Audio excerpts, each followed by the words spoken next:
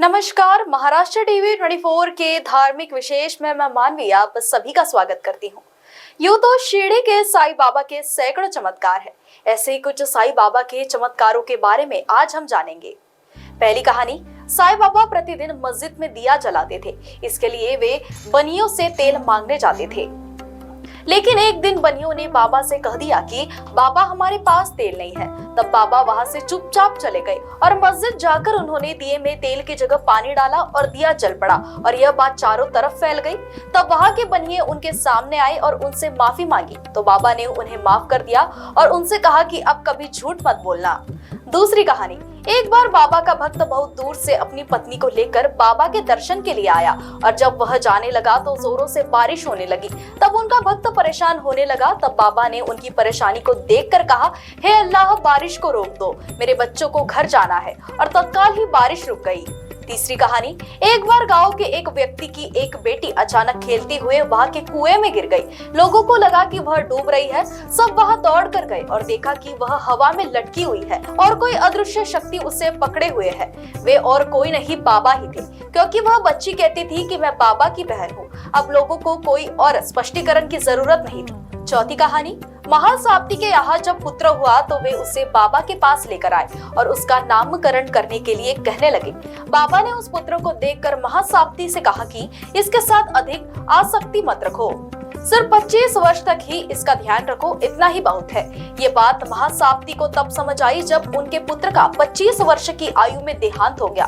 1922 में भगत महासाप्ती का देहांत हो गया। पांचवी कहानी, एक दिन बाबा ने 3 दिन के लिए अपने शरीर को छोड़ने से पहले महासाप्ती से कहा कि यदि मैं 3 दिन में वापस लौटू नहीं तो मेरे शरीर को अमुक जगह पर दफना देना। 3 दिन तक तुम्हें मेरे शरीर की रक्षा करनी होगी। धीरे धीरे बाबा की सांस बंद हो गई और शरीर की हलचल भी बंद हो गई। सभी लोगों में खबर फैल गई कि बाबा का देहांत हो गया। डॉक्टर ने भी जांच करके मान लिया कि बाबा शांत हो गए हैं, लेकिन महासाप्ती ने सभी को बाबा से दूर रहने की सलाह दी। उन्होंने कहा कि 3 दिन तक इन्हें शरीर की रक्षा की जिम्मेदारी दी है। गांव में इसको लेकर विवाद हो गया, लेकिन महासाप्ती ने बाबा के सिर को अपनी गोद में रखकर 3 दिन तक जागरण किया। किसी को बाबा के पावन शरीर को हाथ भी नहीं लगाने दिया। 3 दिन बाद जब बाबा ने वापस शरीर धारण किया तो जैसे चमत्कार हो गया, चारों ओर हर्ष व्याप्त हो गया।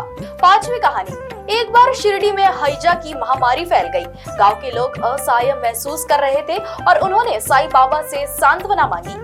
यह सुनकर बाबा ने हाथ धोए और कुछ गेहूं लेकर उसे हाथ की चक्की में पीसना शुरू कर दिया। जब उनका काम पूरा हो गया तो उन्होंने गांव वालों और अपने भक्तों से कहा कि वे गेहूं का आटा लेकर गांव की सीमा पर फेंक दें। गांव वालों ने बाबा के कहे अनुसार किया और कुछ ही समय में हैजा की महामारी गांव से गायब हो गई और लोग फिर से सुरक्षित और खुश हो गए। यहाँ गेहूं पीसने से साईं बाबा का मतलब था कि यह केवल गेहूं नहीं था, बल्कि बाबा ने अपने भक्तों के पापों और दुखों को भी पीस दिया था और इसलिए हैजा को भी पीसकर गांव से बाहर निकाल दिया था।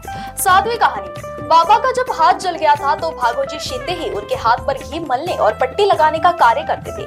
भागोजी शिंदे कुष्ठ रोगी थे। चांदोकर जी बाबा के लिए मुंबई से एक डॉक्टर परमानंद को इलाज के लिए लेकर आए थे, लेकिन बाबा ने इनकार कर दिया और वे शिंदे के हाथों घी लगाकर ही ठीक हो गए। तो हमने बात की साईं बाबा के कुछ हैरान करने वाले चमत्कारों के बारे में। हालांकि साईं बाबा ने काफी अगिनत चमत्कार किए हैं, जिसे हम बताने लगे तो वो खत्म ही नहीं होंगे। हम प्रार्थना करते हैं कि साईं बाबा की कृपा हमेशा सब पर बनी रहे। महाराष्ट्र टीवी 24 के धार्मिक विशेष में फिलहाल इतना ही। देखते रहिए महाराष्ट्र टीवी 24।